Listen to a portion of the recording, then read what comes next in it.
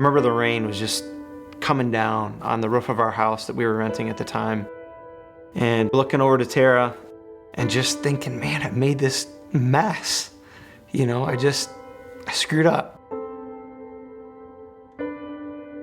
It was this overwhelming feeling of failure. And we just had this mountain, it was like this mountain that I didn't know how in the world I was gonna be able to ever climb it. About 6 months beforehand, I'd beefed up our life insurance policies. And the terrain in Seattle is very hilly. It was raining. And I thought this would be a great alibi, and thought I'd act out what I'd thought through in my mind for a number of months.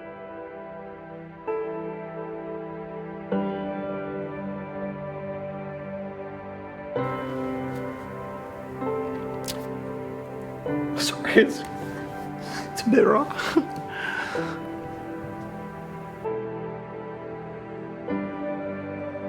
I remember thinking it'd be sadly a great night to die, and it would really wipe away all the mistakes that I'd made financially.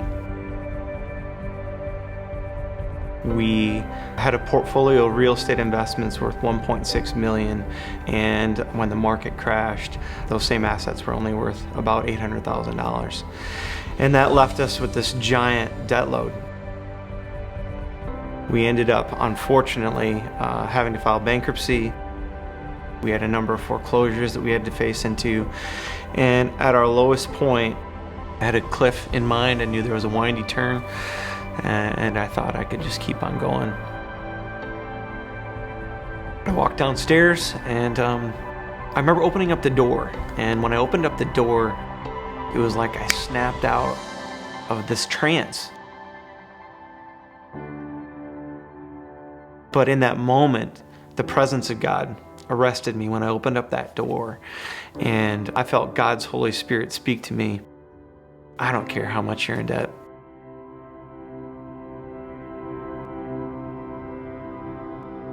And then as we did have to climb that mountain of getting out of debt, it wasn't like we just had this magic bullet.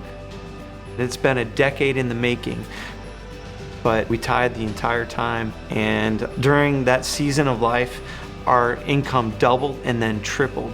And I really believe it was due to us honoring God and always keeping Him first in our finances.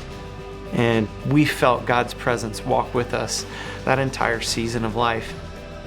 And I felt God say to me this phrase, "not yet," for a number of years. And we felt like God has kind of kept us from planning this church until right now. Sometimes God says yes, walk through that door. Sometimes God says no. And sometimes He says to us, not yet.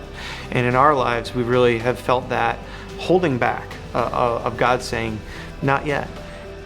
But when you choose to live surrendered to Him, God takes our brokenness.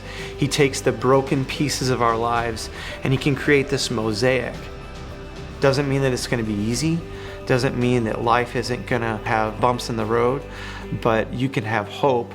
And our great hope is that people choose to believe in Jesus. We believe that's the very best way to live life. That when you choose to live surrendered to Him, God takes our brokenness. He takes the broken pieces of our lives, and He can create something beautiful out of that brokenness.